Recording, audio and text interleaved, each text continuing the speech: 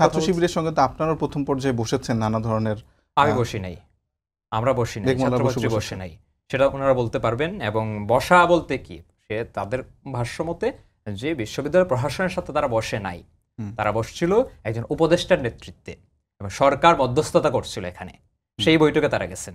এখানে বিশ্ববিদ্যালয় প্রশাসন থেকে যে এই ধরনের উদ্যোগ নেওয়া হয়েছিল প্রথম থেকে, বা এই উদ্যোগে সাড়া দিয়ে তারা গেছেন, ব্যাপারটা কিন্তু এরকম ছিল না।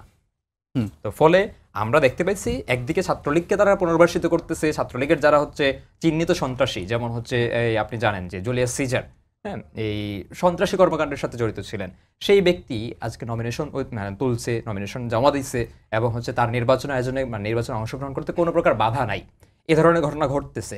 এবং একই সাথে দেখেন বিশ্ববিদ্যালয়ে ইসলামী ছাত্র শিবিরকে পুনর্বাসন করার ক্ষেত্রে, হ্যাঁ, বিশ্ববিদ্যালয়ের উপাচার্য বলি এবং হচ্ছে প্রক্টর বলি, তারাই কিন্তু ভূমিকা পালন করছেন। একের পর এক মুক্তিযুদ্ধকে প্রশ্নবিদ্ধ করে, ঢাকা বিশ্ববিদ্যালয়ের ইতিহাস ঐতিহ্যকে প্রশ্নবিদ্ধ করে এই ধরনের কর্মকাণ্ড কিন্তু শিবির চালিয়ে যাচ্ছে, এবং প্রশাসন সেটা সায় দিয়ে যাচ্ছে। প্রশাসন যখন বলতেছে যে এই এই রাজাকারদের যে ছবি প্রদর্শন করা হচ্ছে, সেই ছবির প্রোগ্রামটা বিতর্কিত হওয়ার কারণে তারা উইথড্র করতে হবে, বাতিল করতে হবে, সেটাও কিন্তু বাতিল করতেছে না, কারণ প্রশাসনের চেয়ে বড় প্রশাসন ইসলামী ছাত্র শিবির হয়ে উঠছে।